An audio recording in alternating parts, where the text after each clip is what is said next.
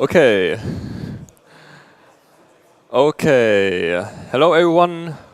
Welcome back from the lunch break. I hope it was enough time to grab a bite and refresh yourselves. Of course, we know after lunch break is always a time of like the circadian low, where you first need to where all the blood from the brain goes into the stomach, and it's hard to follow. But I'll keep it simple, and I'll keep it as interesting as possible. I'll do my best. Okay, we're talking about the student council for a few minutes, and I want to explain how things work at the student council, why it's important, and yeah, why it exists, everything like the background about that. Okay, so first of all, in German we're called Fachschaft, but what is die Fachschaft?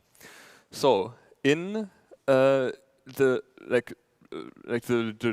law, or in the bylaws we have in our university, the Fachschaft is defined as actually every student who is enrolled at FB20, so this department, at the computer science department. So that includes you. So theoretically, according to this definition, you are all part of the Fachschaft. But when we talk about Fachschaft colloquially, we don't mean this huge body of students. We usually mean the active student body, which is like a loose term which consists of people who are just engaged in like the day-to-day business of Fachschaft, doing these events, holding some official title or some official position here, being elected. It's a loose term. But there is another term which is defined very clearly, which is called the Student Body Council, or in German Fachschaftsrat. So the Rat is important here, and this is people who are elected. So every year there are university elections where you all can elect people for the whole university, representatives from the student body who will represent the whole student body of the whole university, and also representatives for the computer science department specifically, where you can elect computer science students to represent computer science students. Okay, so now we had like this short introduction of like the legal terms. Let's see how it works in practice. So this is the most recent photo of the active student body. It's not a large group in comparison to the total number of students we are in this department, but we represent you, and we provide services for you, and we do our best to organize events like these. And I will go into detail in what exactly this group of people do. So first of all, we have kind of the more boring stuff, but the more boring it is, kind of the more important it is, which is kind of a sad fact, but that's just the way of life. The thing is, we have official representation of the student body of all computer science students, and we have political power in these representations. So for example, I mentioned the Fachschaftsrat. This is the elected, these are the people who are elected by you, the student body of FB20. And this consists of 9 people, and they represent you officially in the law, basically. Then we have the Faculty Council, which consists of members from all status groups. So there are representatives from the students there, which we are elected as well. And then there are representatives from the professors, there are representatives from the administrative staff. And this is a really important council because all of the status groups are represented. And this council defines the high-level direction that computer science is going to go in the next few years. And this can include like the kind of professors we want to hire, kind of the lectures we want to provide, kind of the high-level direction in this. And this is basically the council with the most power in the computer science department. And it's important that we have representation there, as the other groups know that they also have representation there. The professors have representation there, but they don't have a majority.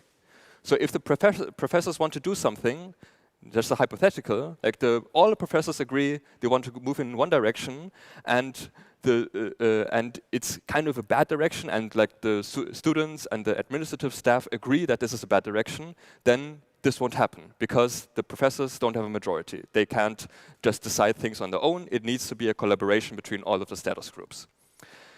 Then we have the Teaching and Study Committee, which is kind of a subcommittee which is focused not on the research, but on the teaching and basically day-to-day teaching here at the university, which is, of course, the major part of your daily lives.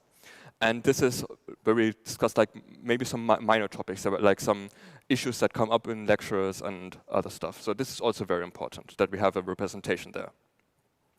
Then there is this kind of not really well-named Teaching Reorganization Committee. What basically this is money, allocating money within the computer science department. And we as students also have a say in, okay, we don't want money to be allocated this way. Like if some professor says, professors, when they want money to, for example, to be allocated towards some HEVs for teaching, or some, for example, some robots for experimentation and also teaching. If we as students say, okay, that's a good thing, then we can say that in this committee. And if we don't think it's a good idea, for example, if we want to have like the faculty money to buy a new Porsche, that's not a good thing. And then we will say, we don't like this proposal, and the proposal can be rejected then. And for other like conflicts or disagreements within the faculty, there's also appeal committees which handle also these stuffs, and where we also have representation. Okay, now to the more fun stuff, but maybe like not affecting like the day-to-day stuff in the Student Council, which consists of events. One event we have, which is reoccurring, is the GNOME. It stands for Games Gnome Machines, and this is basically a board game evening with, which is held in the LZI, so in the Lernzentrum, which is there, where also the breakfast is.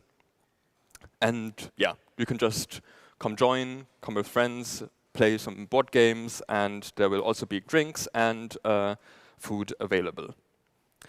Other events we have are the Nikolaus Fire. So this one is a poster from last year, and it's similar like a social event which we organize for the whole faculty, not only for the students, also for the professors and other staff, and professors and other staff also regularly appear as cameos there.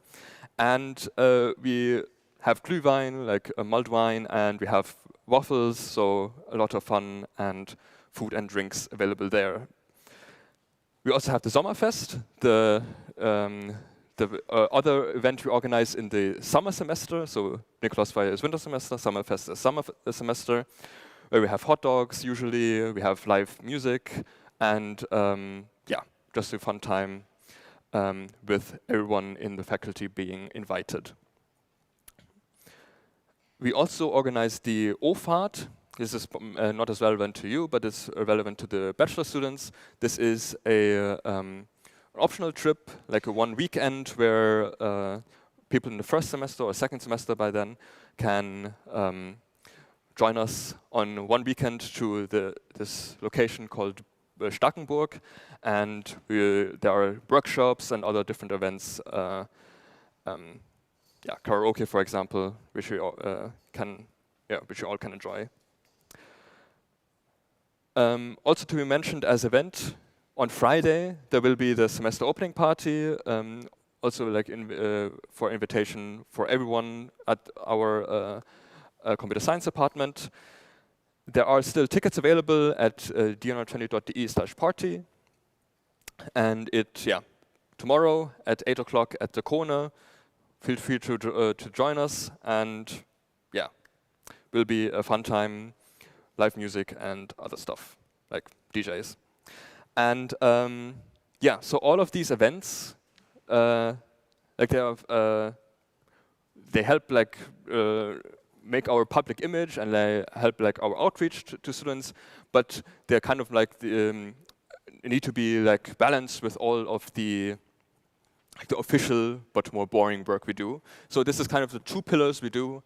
Like we have one, these events and other social activities, and one, these services and representation we do for the whole student council, student body of FB20. And apart from that, we also have a different third pillar, which kind of supports all of these. This is like internal stuff we do within the Fachschaft. For example, we have separate server infrastructures which we maintain. So this needs to be, for example, of course, maintained and stuff. And we have also like internal meetings. We have protocols and other stuff that needs to be all like that underpins all of these, all of the events and the representation we do. Yeah. One thing I don't have a slide for, but I should also mention is we evaluate lectures here at TU Darmstadt, and usually lectures are only evaluated every 3 semesters in other departments. So like the evaluation of the courses, but in the computer science department we evaluate every semester if the lecturer chooses to do so. And this is only possible through the student council, where we have a small group which also supports this. Yeah, so we like email the professors and ask, do you want to evaluate? And we set this all up. And yeah, this is also a lot of other stuff we do here. And if you want to participate, feel free to just join us in our meetings. I mentioned, like I said, internal meetings earlier. They're not internal, they're open to the public. And yeah, there's Wednesdays at 6 p.m. in B002. So this is around in that area, in the basement. So when you come from the LZE where the breakfast is and go like towards the middle again, it will be on the left side. And you can also join online at d120.de. You will find the links to the meetings. And yeah, you can just join us online there. If you want to help at events specifically, we have specific paths for this. They are linked at d120.de/helfer. And there you can, when we announce a new event, you can be the first one to know. There's a mailing list for helpers, and then you'll be the first one to know when there are extra slots for helping. And of course, we have an office at D120 in this building, and yeah, just feel free to drop by. It's open most of the time when someone is in the office currently, and just drop by, ask questions if you have some issues, or if you don't have issues, if you're just interested in contributing, just come over and we will probably have an answer. Yeah, maybe a small shout out. Also, we are in social media. We have Discords. We have an official Discord server for the Fachschaft. We are also on Mastodon, where we announce new events, or for example, when the evaluation period is starting and you can evaluate your lectures. We announce stuff like this. We announce the Ophase. We announce when we search for help in any area, for example, for events and stuff. We also have an Instagram where we post the same thing, and also stories we post there. Yeah, you can find also all of these links at d120.de/links, along with other links that might be helpful during your studies, for example, for the Moodle, for Tukan, for some support for university institutions and stuff. We've collected all of these in our website. Yeah, just feel free to look around on the website if you're interested. We have a lot of information there, and yeah, if you have questions beyond what is being answered at the website, just feel free to send us an email, join us at the meetings, drop by the office. Yeah, maybe like just a few closing words. So we've seen like these multiple things, like some boring, like I say boring in quotes stuff, because these appeal committees, or like these committees where we appoint new professors, these are not really boring, but they, on the outside, they appear maybe to most students as, yeah, this is like kind of politics, or like this is some kind of like some yeah, this is not that interesting, but actually I kind of think it is. And more than that, it's also very important for just your study experience and the study experience of all the students currently and all future students here at the computer science department. Because yeah, this is the only way we can get representation and get our interests known to the other parties, who, like the professors and the staff, who also have their own interests, and maybe not always these interests will 100% align. But yeah, so we have the university elections every year, where we like measure and gauge like how we can represent you, and sadly, year after year, the voter turnout of these elections is very low. Like it's around the 10 to 15% mark, which is just way too low for any democratic process or any democratic representation. And yeah, I mean, it's a sad fact. It has been that for years now, but we are working on changing this. And one part of this is like, please vote in these elections, because this is the way we can represent you. This is the way we can change things and make our interests known, not only the professors and not only the staff. And yeah, more than also like these official institutions, there are also unofficial institutions where there are no like formal elections, like event organizing. There's a lot of work that goes into organizing these events, for in particular the Ophase, which is the event of the year. It's so many students, and we need so many great minds to make this possible. But this requires participation, and of course, it's not like you're not forced. There's no obligation to participate when you study here, but I think it is kind of necessary to, yeah, if you have the means to, if you have the time, if you have the spare time, to just engage yourself, because this is like the only way a democratic institution like the student body of the computer science department can like survive into the future, and we can make the experience better for everyone now and in the future. Yeah, so please consider it if you have the time. Yeah, be engaged and vote in the elections, and if you have the time, come to us at the Student Council and participate, contribute. Yeah, thank you.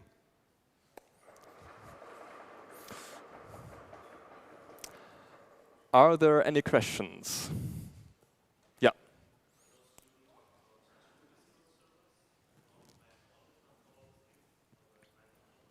Yeah, so I think this link will lead to our official Discord. There's also an unofficial Discord, which I think is listed should be listed at d120.de/links. If not, there is yeah, it's at the very bottom of the page, apparently. Yeah, so it should be linked there, and there's also like this student hub in Discord. There's this feature where you can see all of the Discords we have at the university, and if it's like it should be listed on the website, but it's also listed on there at the student hub. Yeah. Yeah. Any further questions? Okay, then I think it's time for the next talk. Okay.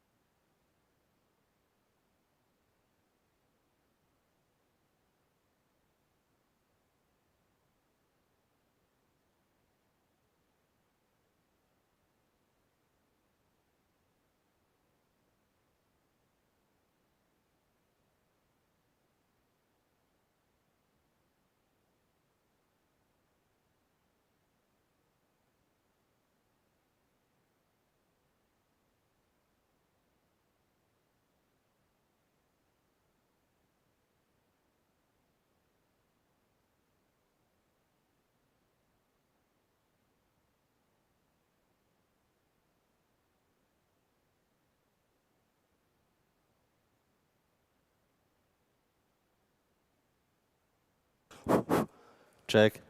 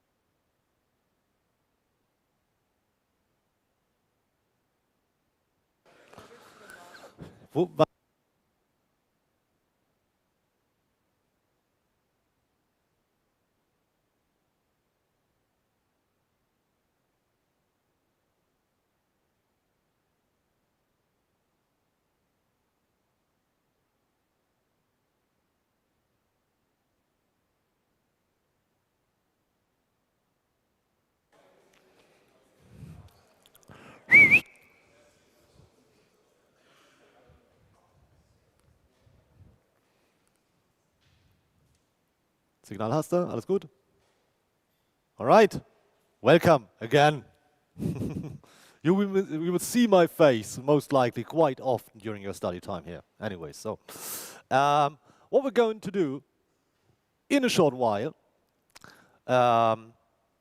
dealing a bit with intercultural competencies, questions, cultural stereotypes of Germans, and so on. It's meant to be a little bit funny, but also has some kind of base idea in behind. But before we will get into the intercultural talk directly, I'll let my colleague present the international mentoring system. Eva Kettel, your word. Thanks a lot.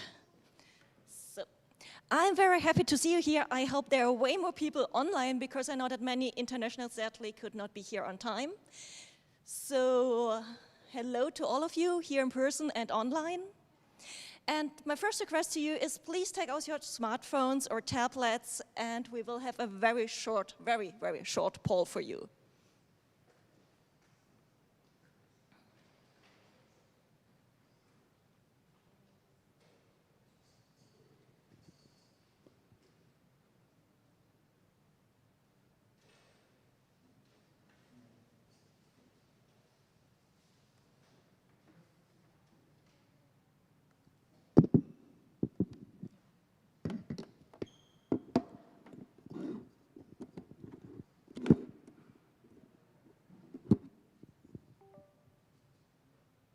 There we go.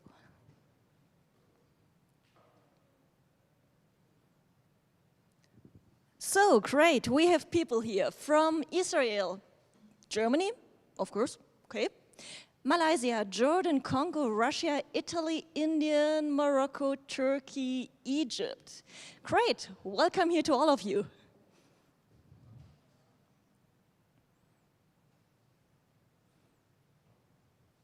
So the second question for you is, if you're an international student in our English taught degree programs like computer science, artificial intelligence, and IT security, have you already been contacted by your MasterPlus mentor?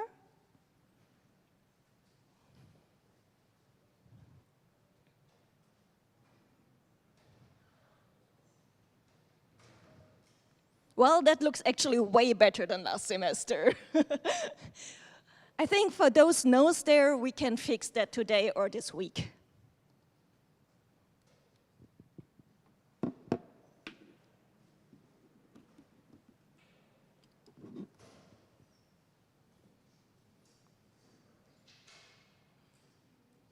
So, back to the official part. What is MasterPlus? MasterPlus is our new mentoring program for international students in our English taught master's programs, computer science, artificial intelligence, and IT security. And we want to connect you to international experienced students as your buddies and provide you a bit of support during the beginning stage of your studies here. And actually, the important question is not what's MasterPlus, the important question is who is MasterPlus, and here I have the honor to introduce our international buddies. Fasilat sadly cannot be here today, but we have Tanas, we have Erfan, and we have Belal here. So those are our mentors who should have contacted you already, or / will. Do you want to say a few sentences to our new students? Feel free. Thank you. Hey everyone. We're MasterPlus. We are here to make your life easier. If you are a local student, you have all the help you need. If you are international, we are here to help you. So don't be shy. Just ask for your help. We're here. Hello, everyone. I'm Bilal. I'm happy to see you guys all here. I hope you joined the MasterPlus program if you didn't try it. And I'm going to be your buddy if you do so. Thanks. Hi guys, my name is Erfan and I'm a student for second years in AI, and I'm a part of the MasterPlus and Compass from our department, and you can ask anything from our team, so don't be hesitant, you can come to us just. Thanks a lot. So, what is it actually that you can gain from our program? You will have contact with our experienced students who know the study programs, who know the university, who can help you getting started here. And we offer some social activities, so you can get to know Darmstadt, you can connect with other students. Even if you arrive later in the semester, we still have social activities until November, December. So please sign up for the program. All of you who have not yet been contacted by our mentors, you can sign up here online and we will contact you right away. And actually next week we have an open office hour. It's down here in D103 next Tuesday, October 14th, between 12 and 1 p.m. And you can join online as well for those of you who cannot be here in person yet. So, and if you have any more questions or any requests how we can support you better, please feel free to contact me, Eva Kettel, that's me. And just feel free to send me an email, to call me, and we will do our very best to help you to start here in the perfect way. And back to Tim and the Intercultural Talk. Thanks a lot.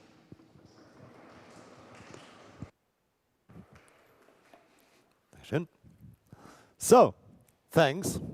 It's quite a new program because introducing English taught programs, having several international students from all around the globe, easily showed us that there are intercultural differences that needs to be supported at some point.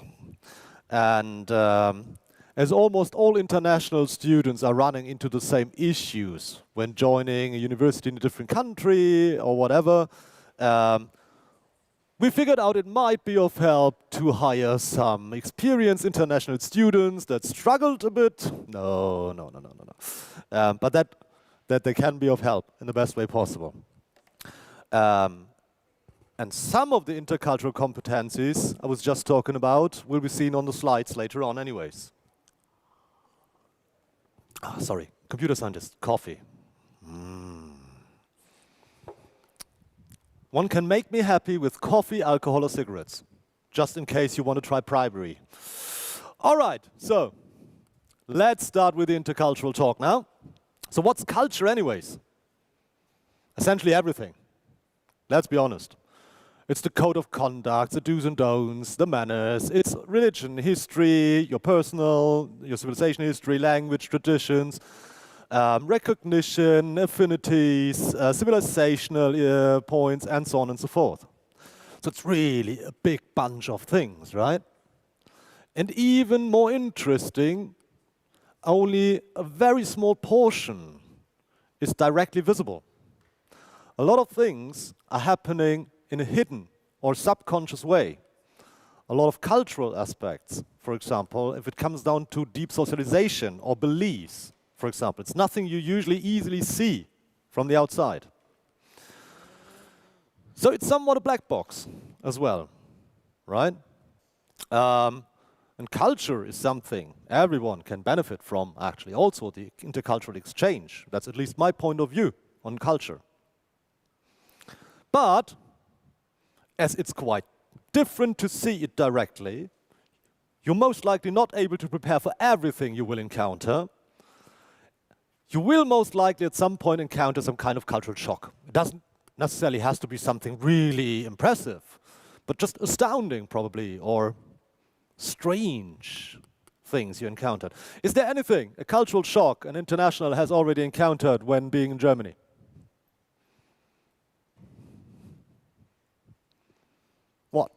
What's your cultural shock? What was the... How easy swear words are used? Oh, fuck you. Fair enough. Yeah, sure. I've been to Scotland and England, for example. Not that much of a difference, at least not when you get in closer touch to the locals. But there are way more polite cultures in the world as well, definitely. Interesting. That's something I have not heard of in the last years, actually. Interesting experience. Just a sec.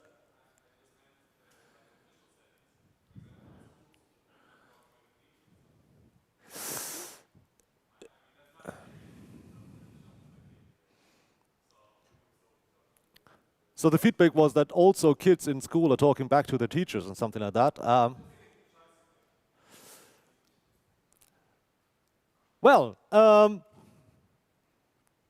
I learned a lot of Turkish swear words from friends when I was younger. And there are some words that can easily be used without any harm.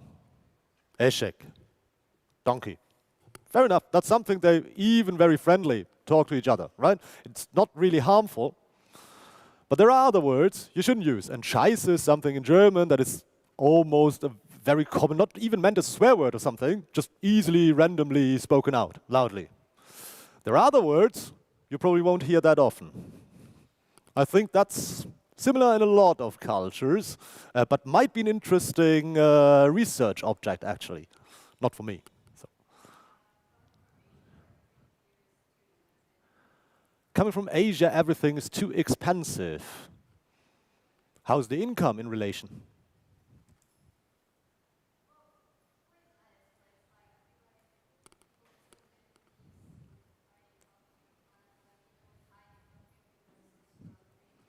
Fair enough. So I personally agree, a lot of things are way too expensive in Germany. And my income is quite okay, let's say.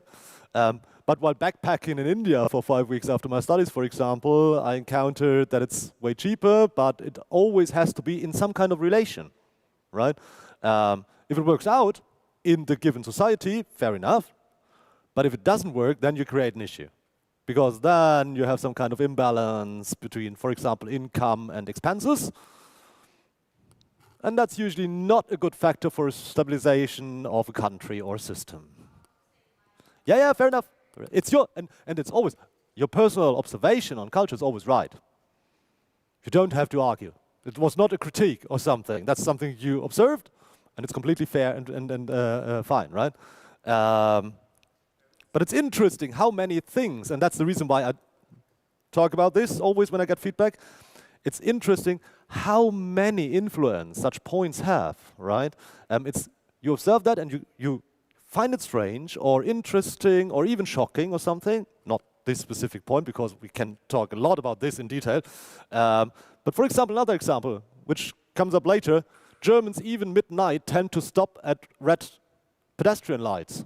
Even if there's no car to be seen anywhere or whatever, and they still stop and wait till the light gets green.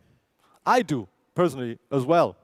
Because we have all been trained that there may be a child hidden somewhere. Somewhere. Even in the middle of nowhere, mid of night, right? We're looking out for small children, and we won't be a bad example. And that's something that's so deep in a lot of Germans, right? And it's always an interesting question, why? Where does my strange feeling, my shocked feeling, my amused feeling probably stems from? Why is it different in different countries and so on? And that's an interesting question, and usually helps gathering a lot out of intercultural competencies, intercultural exchange, actually.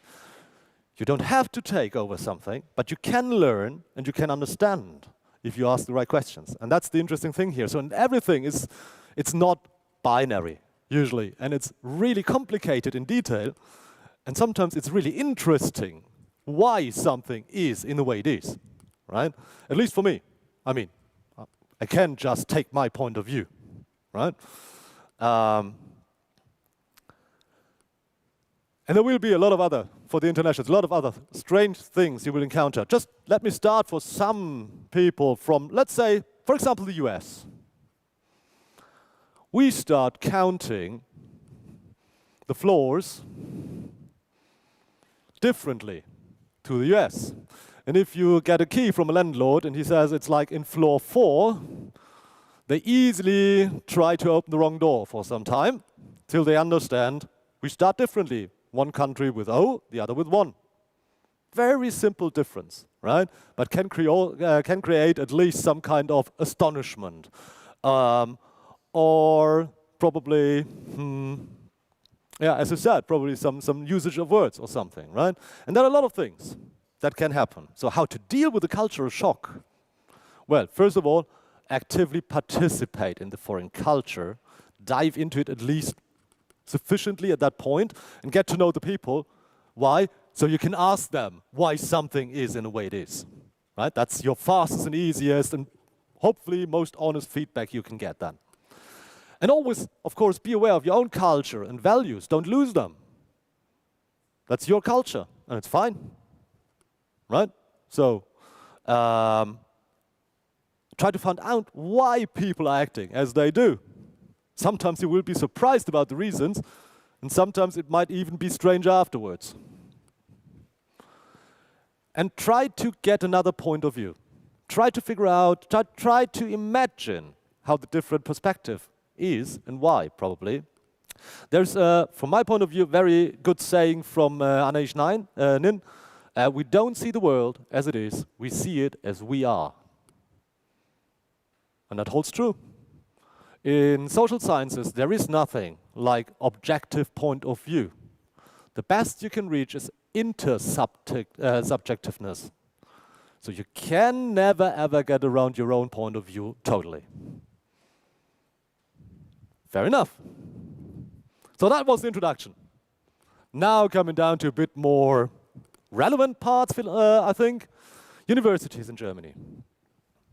If you have not already conducted, even though you may have conducted your bachelor's at a German university or University of Applied Science or a dual university or whatsoever, even within federal states in Germany, due to the different federal state laws or the different types of universities, there are differences. And even more if you drop by from another country.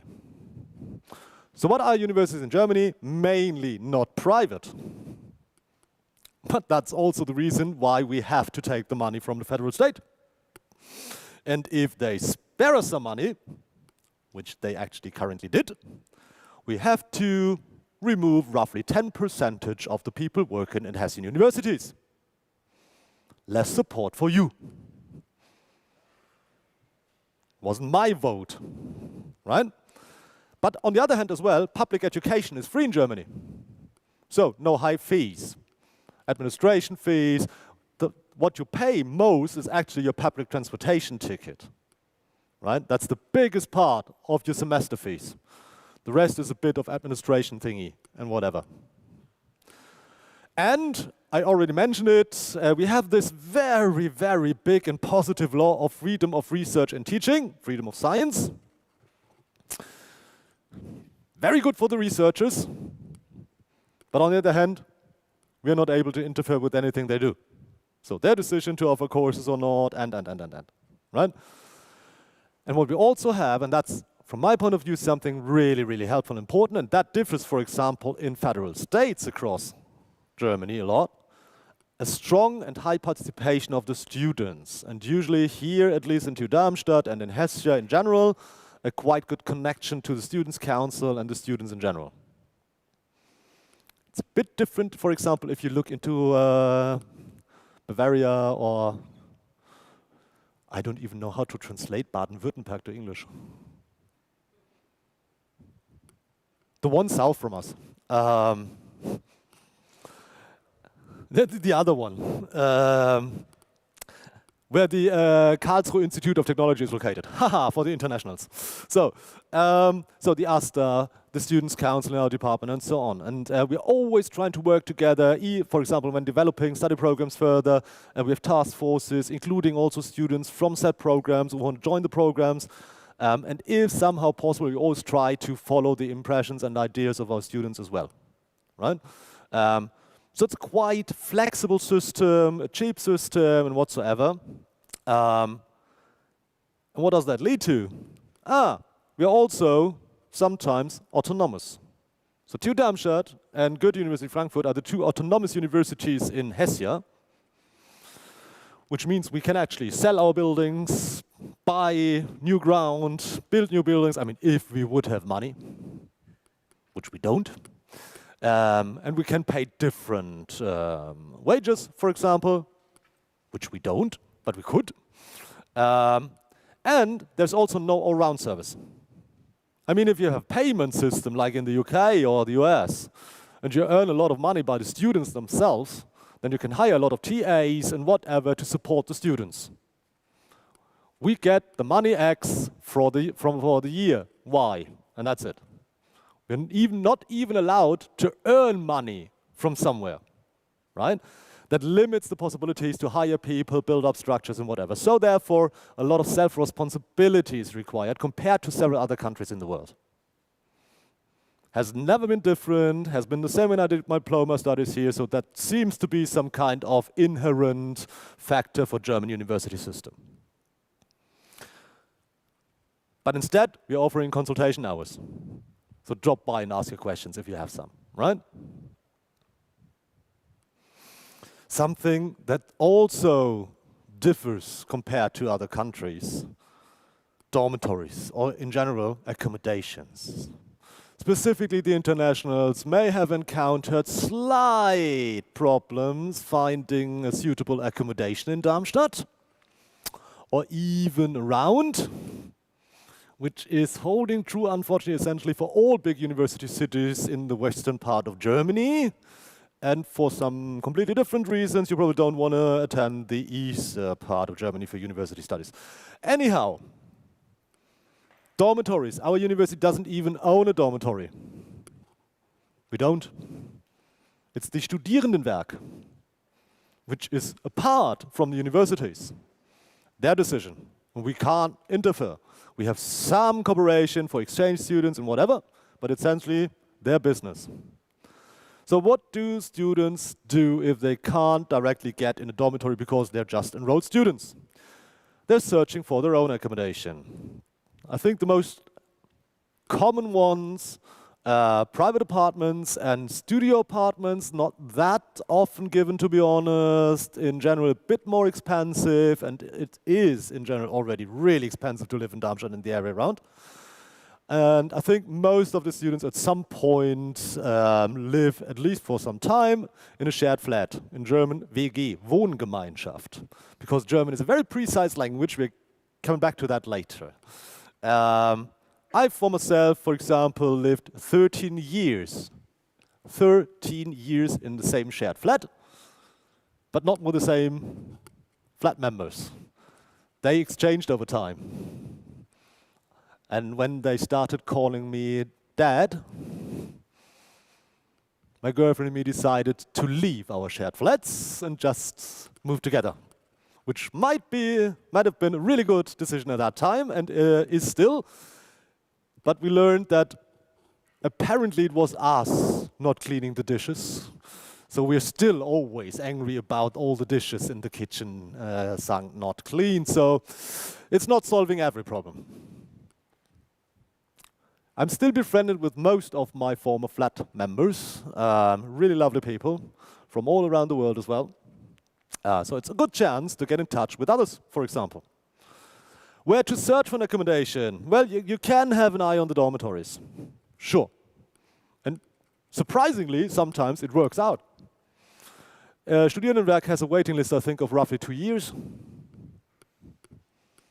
So if you plan to finalize your studies in due time, you could enter the dormitory after your graduation, but there are dropouts on the waiting list as well, right? So give it a shot. Private market real estate agents, not that much anymore, because there has been a change of law a few years ago that now the landlords have to pay the fees for the real estate agents, yet how they solve the same is easy. They just take more rent. Ta-da! Shitty system, definitely. So most likely private market. There are blackboards in the university, near the Mensa, downstairs, whatever. Usually not really by end of a summer semester, beginning of a winter semester, because that's the biggest exchange of students in a city. But have an eye on the blackboards and whatever, because it might also be of interest to change your accommodation, even though you found something, but probably not in Darmstadt directly, or not really suitable or too expensive. Always have an eye on blackboards, WG gesucht, and whatsoever, what's possible, to improve your situation.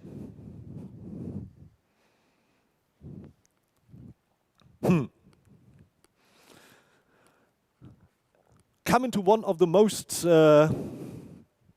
often happened mistake when translating BRD, the abbreviation for Germany. You may think that it stands for something else. It's actually Bureaucratic Republic of Germany. So we have always big, quite contracts, agreements, a lot of rules, laws, and whatever, which is essentially, from my point of view, a fine thing. Our society is based on law, which is okay. At least it could be, completely. But also, we have a lot of complicated documents like the contracts. And there are a few things you should probably have an eye on. Is it a limited or unlimited contract? Think about, yay, I found a flat for the next 2 years, and then you actually hired the flat for only, I don't know, 2 months. So limited versus unlimited contract. Also, how long do you still have to pay or inform the landlord in advance if you want to leave it? Also an interesting point. Is there an automatic renewal of the contract or not? Is there an annual rent increase, which I think is actually illegal by now in most of the cases, yet probably they assume you're international students and you don't know about it. So have an eye on that. If you're in doubt, get some German, cross-check it, or the lawyer's office, or drop by and ask us, right? Usually you have to deposit some money. If you break something or whatever, and there's always an argument at the end that something was broken and you won't get back the whole deposit. At least happened to us a lot. Is it a monthly payment, bi-monthly, half a year, yearly, in advance, after the month, whatever. A lot of differences. And it's not just the rent. A lot of different things included probably. So there's the base rent, Kaltmiete. You will learn a lot of nice German words today. Kaltmiete. And then, additionally, gas or electricity, or probably even stairway cleaning, property taxes and whatsoever, and everything in total. So the overall rent is the so-called Warmmiete.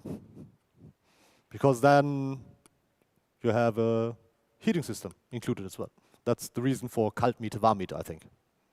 Even though that most of the money is actually for garbage collection, taxes, whatever, rather than hot water, to be honest. So, a lot of things you should look out for. And it's not an issue just for the internationals. When my sister switched from Heidelberg to Darmstadt for her math studies, she ran into the same issue while renting such an apartment studio in Darmstadt. Not cross-checking the contract in too much detail, and then it was quite pricey to get out of the contract again afterwards. So, happens to the Germans as well. There are also some general regulations. For example, laundry is often done in the basement. Sometimes there's a specific room for the same. Sometimes you're even not allowed to put up a washing machine or a dry cleaner in your flat itself. Read the contract. Or, even further, the house rules. You will encounter, if you run into the stairways in Germany, sometimes DIN A4 pages with a lot of rules. Read them. Might make sense. Not all of them, definitely, but read them. Sometimes you encounter very strange and funny things, but also, for example, if it's allowed to wash it or dry it in your flat. Our landlord, for example, no issue with the washing machine in our flat, but we have to dry the clothes in the basement. So it doesn't make sense to put the washing machine in second floor, right? Bicycles, usually or often not allowed in the stairways. So you have to either take it with you in your room, and the rooms are quite small, and sometimes even that is not allowed. And then there's probably some storage possibility in the basement or garage, if there is a garage, and not rented to some other student for some extra money, or outside or whatever. Pets. One might think, oh, well, I now want to have a dog or a cat or a rat or, I don't know, a boa constrictor. I'm just buying it. You need the permission of the landlord for pets in your flat. Otherwise, it might be a reason to directly seize your contract. On the other hand, if you have damages, for example, with gas, water, electric lines, don't try to fix it yourself. Please. First of all, it's quite dangerous sometimes. Inform your landlord. He's responsible. He has to fix it. And then, a bit similar to sending me an email, you probably have to wait for some time till something happens. And of course, we are so polite to each other in Germany the whole time through that we have to be quiet in some specific time frames. For example, between 1 p.m. and 3 p.m., whysoever, 10 p.m. to 7 a.m. because the people want to sleep, and of course, Saturday and all Sunday through. Because Sunday is really, really important. Not even 50% of the Germans are still in the Catholic or Protestant churches. Yet, that's the official reason why no or almost no shop is opened on Sunday. And just a few days, probably 2 weeks ago, topmost, I encountered a statement from a guy from either CSU or CDU, so Christ Democrats or Christ Social Union, I don't know, Bavaria or some other federal state. Yeah, okay, having this pop-up stores without people working there, right? You will see one, for example, Nordbahnhof. There's one you can just enter with your card, with your bank card, and then just buy your groceries, fetch it, pay with your card, and leave it. No one's working there. And they were like, yeah, okay, those on Sundays, yeah, but not in the regular offering times for, helft mir mal kurz auf die Sprünge hier vorne, Gottesdienst. Mass, the church mass. It's like, yeah, but there is no one working in the pop-up stores. And they were like, and still, everyone has to have the chance to attend church on Sunday between, I don't know, 9 a.m. and 12 a.m., usually something like that. You're like, yeah, but again, no one is working. That's not an argument. Not for them. So, if you encounter a public holiday or the weekend, and you need something, fetch it on Friday or latest on Saturday, or the day before the public holiday. Otherwise, you have to access gas stations or whatever and pay like, I don't know, double or 3 times the price. Also something of interest, probably, medical system, health insurance. And again, as every time, greetings to several other countries by now. We do have mandatory health insurance, and it's not communism. And actually working out okay-ish by now. Has been better. Anyways, so basic hospital care, registered doctor's care, or dental care is covered by your health insurance. Not really much extra. So a lot of people, specifically from the US, for example, are really panicking when someone tells them, let's go to the hospital to get you checked. No, I can't afford the $10, $20, $30,000 bill. It's like, you have to pay 10 euros per quarter a year. And that's it. And I think they're solidly for that. It makes sense from my point of view. But hey, there may be different opinions. So, and Again, bureaucratic Republic of Germany, you have to attend, if you want to see specialists, you usually have to attend your general practitioner first, Hausarzt, and get some transfer certification to the specialist. Good luck finding an appointment with a specialist if you're not already almost dying in Darmstadt. If you need someone, either probably go to the hospital if you can't find someone or whatever, or search in the area around. The smaller the villages are getting, the easier we'll get an appointment, but of course, more commuting time, right? Just a few numbers. The 112 is a general emergency number, fire cases, but also medical incidents. The 110 is specifically the police. So, and there are, besides, an almost arbitrary number of numbers you can call. For example, if you're poisoned, there's a specific number you can call. So you will get someone in the line who is really an expert for poisoning, and you will get probably way better tips to not die. If you tend to go collecting mushrooms now, look up this number in advance, right? And as everyone has to be insured, if you want to just take a seat, you always have to have your Krankenversicherungskarte with you. Because you will always get asked if you attend the hospital, if it's an emergency, or if you go to your general practitioner, or whatever. Most of the first, probably the first question you will encounter is, do you have your Krankenversicherungskarte? Small chip card, just always have it on your body, somewhat, right? It's really helpful. Any questions to those more generic thingies like accommodation, insurance, and whatever? Krankenversicherungskarte. Wait, Krankenversicherungskarte. Krankenversicherung is the health insurance. So essentially, it's actually the health insurance card. I just want to mention the German word, but let's be honest. A lot of people in hospital or within the doctors, English, do you have your Krankenversicherungskarte is a well often heard sentence. So, all right, cool. What do you think? Is that true? You think this stereotype, Germans love rules? Is it true?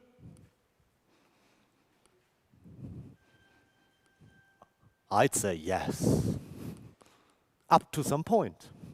And of course, it depends. I mean, we're not talking, the Germans are not existing. If there's one thing, we had a really big discussion several years ago about German Leitkultur, so the leading culture in Germany. And from my personal point, it's really personal, it's always a personal point of view. So, from my personal point of view, if there is something you could say is common across whole Germany, then it's actually nagging and arguing. Outside it's too hot, and now it's too rainy, and now it's too windy, and everything is That is probably German Leitkultur. Because I've not encountered any part in Germany where this doesn't hold true. But as Germans, we're used to and can just easily ignore it, right? It's so fun. Okay. Probably don't start as a student advisor if you see that the whole time through. At some point, it's not making fun anymore. Anyway, so yeah, but in general, Germans really love rules up to some point. Organizations and structures. We have laws and rules and regulations regulating almost every aspect of our life in Germany. We will probably not hold to the rules, right? Or stick to the rules, but we do have them. As I said, crossing the street as pedestrian at red light. And then, if you do that on purpose, have an eye on the others. Just proactively cross the street or the pedestrian red light and see how the others react. Some will ignore you, but specifically mothers are like, I know where you live. So, every house has usually at least 4 different garbage cans. Plastic and metal, but only specific plastics and specific metals. Paper, organic waste, and a generic garbage bin. And last year, or the year before, I think, I had some colors mentioned here, because they are usually colored. But then I very fastly learned the colors differ across the different cities, villages, whatever. Even in Darmstadt, we don't have the same color for the trash bins, for different ones. Where I live, completely different color organization system compared to the other part of Darmstadt. Yay! As long as the people fetching your trash are fine with that and know which bin to fetch, I think it's fine. But you have to make sure to throw the right trash in the right bin, because otherwise, very high penalty fees, like up to several hundred and thousand euros. And at the moment, they're specifically checking the organic waste bins. So make sure that you only throw the right trash in this bin. And what we also have, and I personally really think that's funny, so I'm a bit strange, but we do have a government office called Ordnungsamt, and that literally translates to Office of Order. Those are the police-like, but I was not able to be a real policeman, people running around the city and providing fees if you throw away your cigarette, for example, or something like that. In Mannheim, nowadays, I think 120 euros penalty fee if you just throw away your cigarette. But also controlling whether you parked correctly and, right? So people running around, solidly responsible for seeing whether the Germans are following the orders correctly. Most likely very friendly people as well. As I said, doorstep, neighborhood, and. And I always thought, well, that's probably we are the country with the most complex garbage collection system and whatsoever. And then I've been to Japan. That was cool. In the hotel, 4 pages, short description. And we were actually with the German Judo Association, attending the Judo World Championships in Tokyo, and had a bit of spare time, and I tried to convince my colleagues actually to probably see the garbage disposal site in Tokyo. They actually, you can follow a tour there, awesomely organized. They even distinct way more papers and plastics and metals than we do. So almost every day there is someone fetching a little package of trash outside. And what they do with the trash is awesome. For Olympia, they created a whole island near Tokyo just from trash, actually. And then some soil on it and plants on it and whatsoever, and some sport events happened there, actually. So that was really cool. Anyways, we're quite okay-ish now. So that's my new statement. We're okay. Just look that up and make sure that you see when you're allowed, for example, to put glass in the glass collectors nearby where you live and whatever. Usually you have 3: brown, green, white. Question for the Germans: in which bin to throw the blue bottles?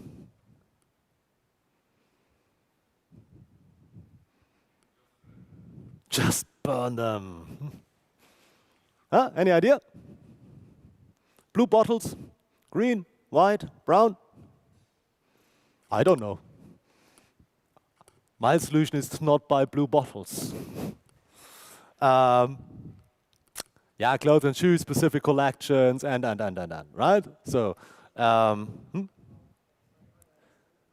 I slightly think it's the brown one, but hey, just assume someone from the Ordnungsamt is nearby. Don't take the risk.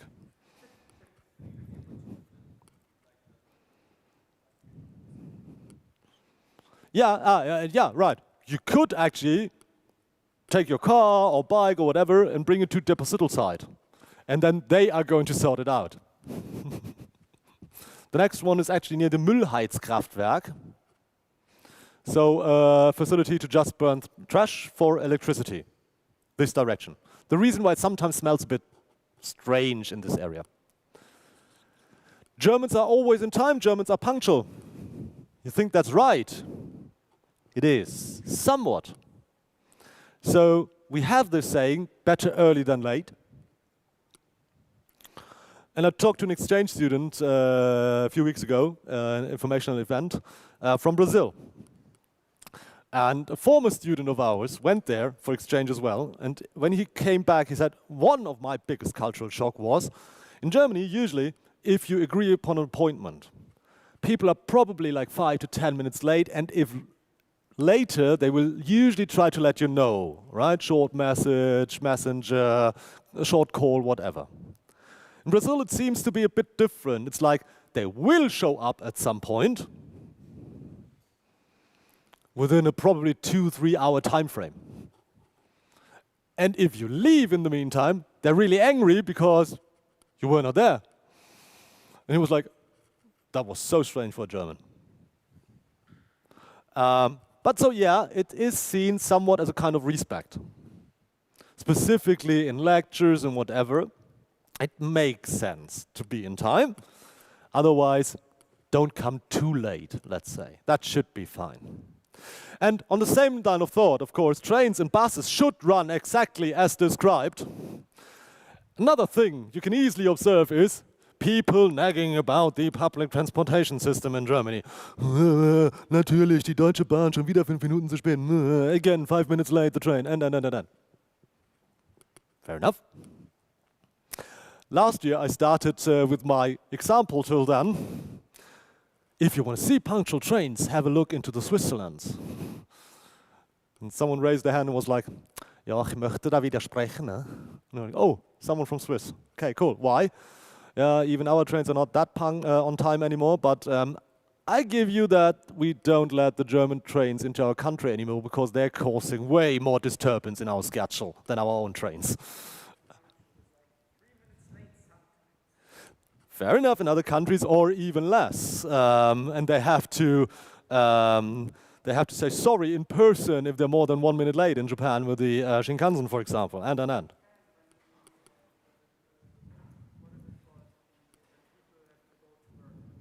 Commuting.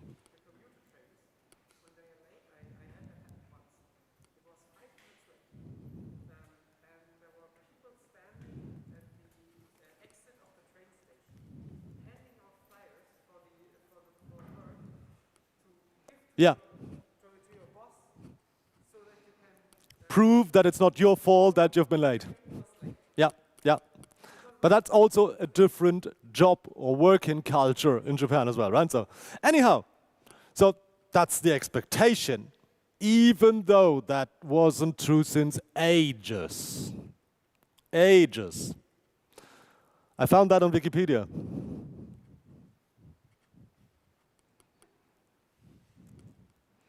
But they came up with a lot of cool tricks. For example, you can get a bit of your money for a train ticket if the train is too late for some minutes. A train is not counted as being too late if they just drop it. So if they run too late, they will just stop the train, tell everyone to get out, take the next train, and then they don't have to pay you back money. At least somewhat cleverish, right? Another stereotype, and that is definitely true.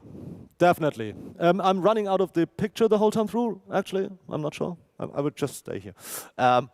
You can find insurance for everything if you want to in Germany. It essentially doesn't make sense to have a pet insurance if you don't own a pet. There are some other ones that may really be coming in hand.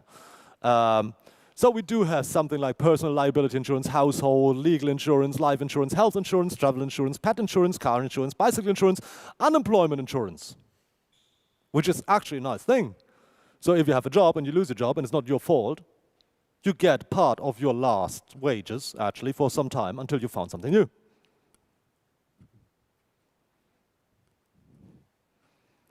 There are even more. I had a slide with almost everything I can find years ago. It was like completely overcrowded. Not possible to read anything anymore. But it really makes sense. For example, if you have a somewhat expensive bike, insure it for theft, because there are a lot of bike thefts in Darmstadt. Haftpflichtversicherung, and I directly mentioned the German word, is something really important in Germany. If there's an accident or incident in general and something gets broken or a person gets broken, you have to insure your car anyways, because otherwise you won't get the license plate. At least not a valid one. And then it's going to be expensive if you get caught. And. Figure out which insurances are really helpful, because the insurance agencies are telling you, you definitely need every insurance you can get. Take that, take that, take that. Oh, you don't have a bat as a pet? Doesn't matter, take the bat insurance. And I assume there's something like that. Another stereotype I personally don't like that much. German is an ugly language. Comes down to the definition of ugly, right? So that is unfortunately removed from the dictionary because the law is not existing anymore since last year. But that was till then the longest word in the German dictionary. Rinderkennzeichnungsfleisch, Etikettierungsüberwachungsaufgabenübertragungsgesetz.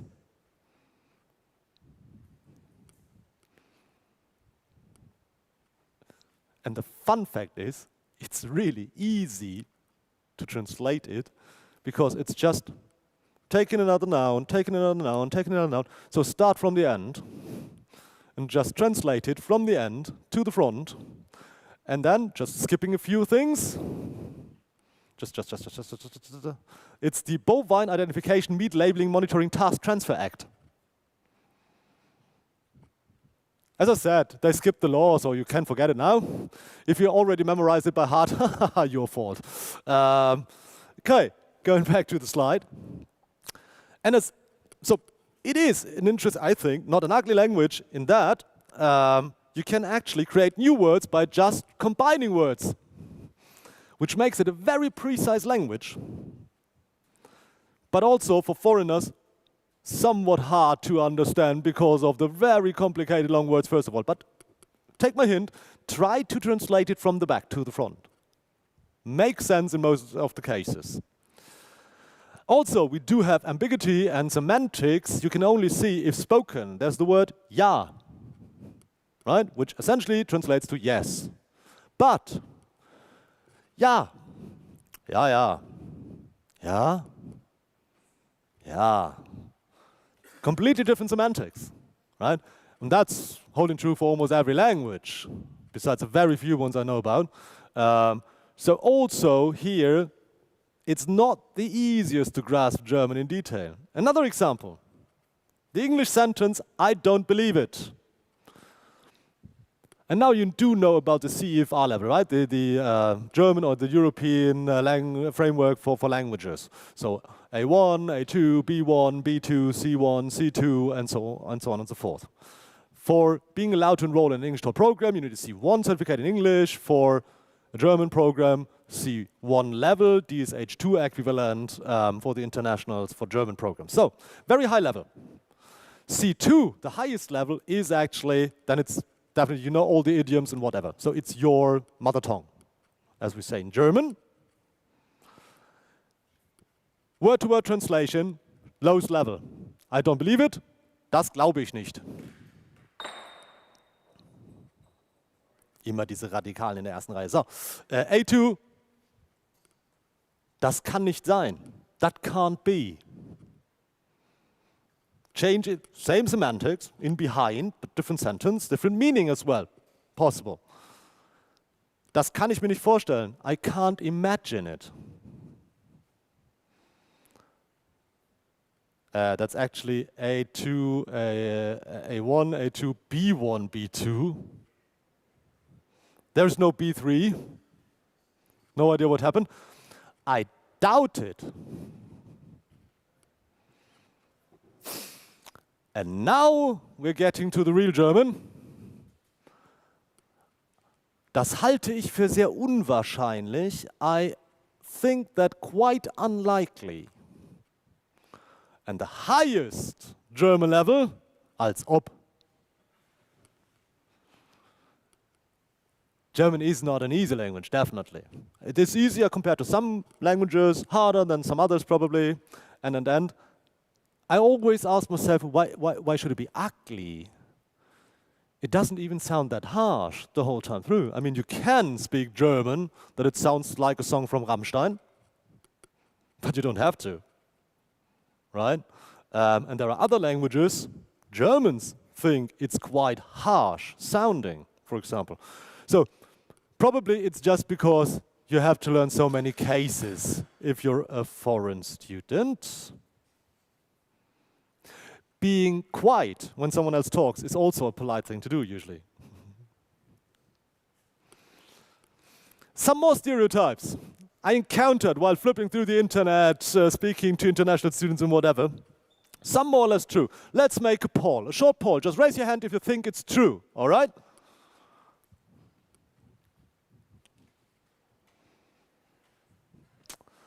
What do you think is the most often beverage drunken in Germany?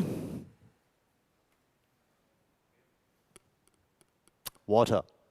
Afterwards, coffee and tea. And then at some point, beer. It's decreasing. The beer industry is panicking since years because the youngers are actually now smoking pot. And sausages, yes, that's true, but almost every European country has specific sausages, so it seems to be rather a mid-European thingy, actually, than German thingy itself, right? About potatoes, well, I do favor noodles and rice, but I may be the exception here, right? German love cars. Raise your hand if you think it's true. I'll be with that. Not all of us, a lot of us. Definitely. We have a lot of small clubs working on cars and whatever, specifically in the more rural areas.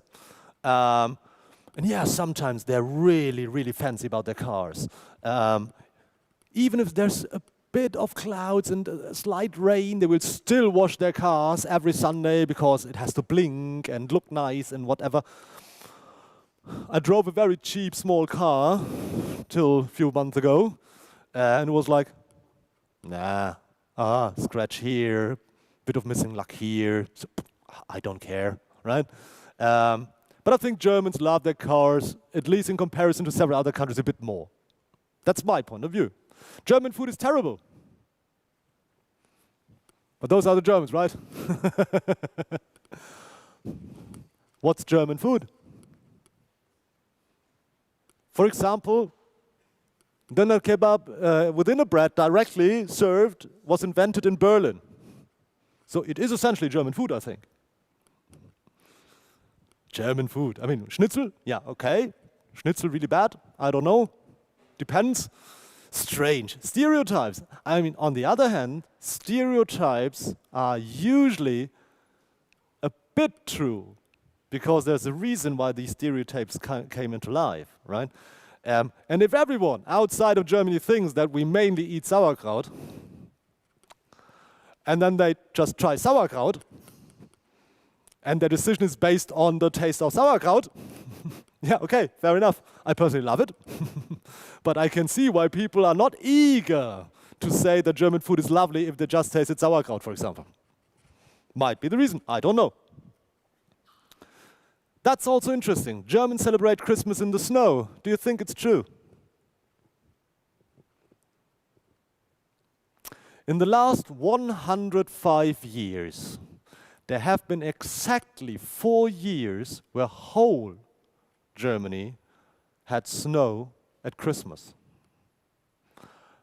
In the higher grounds, the Alps, Bavaria, some parts, or even where I come from, near Darmstadt, few hundred, 200 meters higher, a bit more often. But that all Germans had Christmas in snow 4 times in the last 105 years. And the interesting thing here is, even the Germans think it's true. If you ask someone who's a bit older like me, almost 50, I always, as well, before I encountered the numbers, the real numbers and statistics, I always assumed we had way more snow when I was younger. And essentially learned false memory. Because everyone tells you Christmas in the snow and whatever, and so on and so forth, but it's definitely not true. And that's quite interesting. So it's a stereotype, also in common within the Germans. We already discussed that. Who thinks this is true? Raus. Well, my family stems from the northern part of Germany, directly to the Eastern Sea, Baltic Sea. And I can only imagine what my grandfather would have told you if you dropped by and tell them that Oktoberfest is the epitome of the German culture. They can't even understand each other because they speak completely different dialects. And no one, probably outside very small villages in Bavaria, is running around with lederhosen or Tracht the whole time through. And if so, different ones. We, for example, where I come from, had a triangle hat. And if the corner was in front, you're still searching for a wife. So for the males, you're still searching for a wife. If the flat side was in front, you found a wife, right? For the Germans, das Horn abstoßen. That was the reason for that. You won't encounter that at the Oktoberfest because it's sheer, not a Bavarian Tracht, right? What do you think? Germans wear socks and sandals. Do you actually think that's an, okay, yeah, I'll go with that a lot. Do you think that only holds true for Germans? Right. For example, the English tend to do that as well, quite often. And in some other countries, it is nowadays actually trendy to do. Hey, you can't argue about colors or art. Let's say it's art. Germans reserve the best seats by the pool. There's a lot of nodding, Yeah, I think we're actually kings reserving seats with towels. I came back from Greece last Sunday. I'd say 50% English, Dutch, and 50% Germans in our hotel. You get to the pool, towels, no one around. So we sat at the bar, had some nice drinks, and just waited a bit. The only ones arriving to collect the towels and take the seat, Germans. So yeah, probably that's unfortunately true. Everything works in Germany.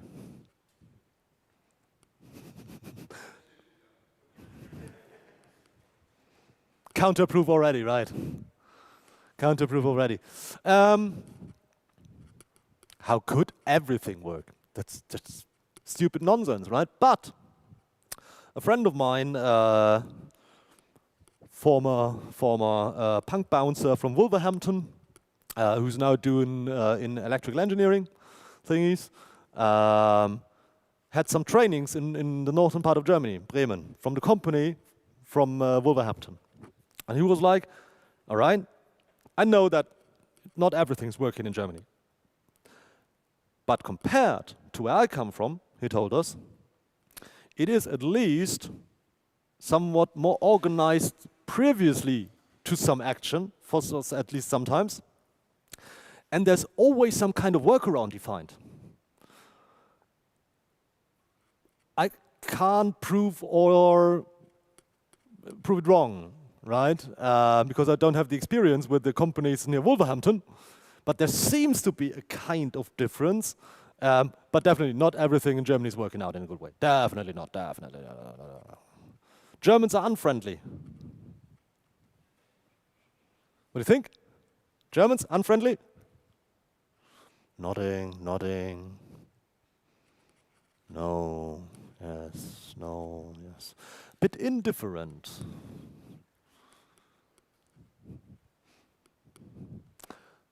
I'd say rather probably a bit more direct, but not necessarily meaning to be impolite or unfriendly.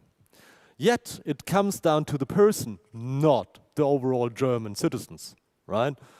I met very unfriendly and very friendly Germans. And it also comes down to your day form, to the mood and whatever. I am hopefully usually quite friendly. Yesterday, I was not as much as usual because I got called from the company of the husband of my mother, the servers broke down again, and whether I have a bit of spare time in the evening to look after the IT and whatever. In those situations, sometimes I can't manage to stay friendly the whole time through. But in general, I'd say, nah, from my point of view, it's not really true. Most Germans at least try to be friendly up to some point, but of course there are always exceptions. In every culture, in every country, there are mean people and friendly people. That's just the way it is. The Germans know everything better.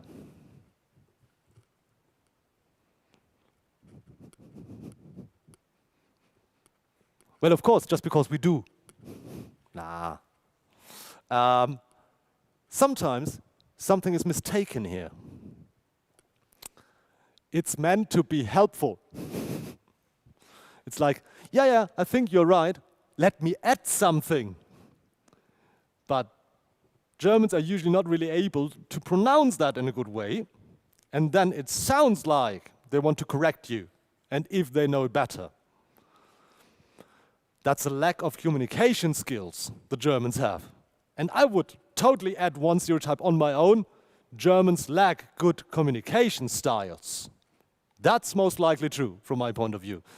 But knowing everything better, we have made our own mistakes in the past, let's say, right? The weather is bad in Germany. Yeah. Depends on your definition of bad weather. Or as we in Germany say, there is no bad weather, there are just bad clothes. If the weather feels too bad, you're just not sufficiently prepared. What? Yeah. You're not made out of sugar, right? That might also be another part of German Leitkultur, having the right clothes for almost every situation when it comes down to weather. Also the well-known onion look, right? Having a lot of things just to regulate it on 1 degree base, probably. And to be honest, me as well. I have so many jackets and shirts and whatever, different size, different thickness, different kind of water resistance and whatever, different shoes for different weather, and so on and so forth. So yeah, that might actually be something quite common for a lot of Germans at least. So, recapitulating. Culture, important, a very personal, most likely not visible thing at first. There are some things you definitely should have an eye on because it will touch your personal life here in Germany. Insurances, accommodation, emergency things, health insurance, health issues, and so on and so forth. There are a lot of other things that may be true or not true, and there are very different. I've seen that. A lot of people, the same question, yeah, this stereotype is true, or no, not at all. So interesting. It comes down to the point of view and the information you have and whatsoever. And I think I want to make this point specifically with this talk. You can benefit from intercultural experiences. And it is most likely interesting to gather information about the same, but stick, of course, to what is valuable for you, right? But learn from the others. Helps get around with the others as well. Identifying people you can learn with, and. So you will have some practical outcome at the end as well. And don't be too hesitating. Just ask people why. For me personally, in the last 30 years, it worked out all over the world perfectly, just asking, polite, the people why they act as they do.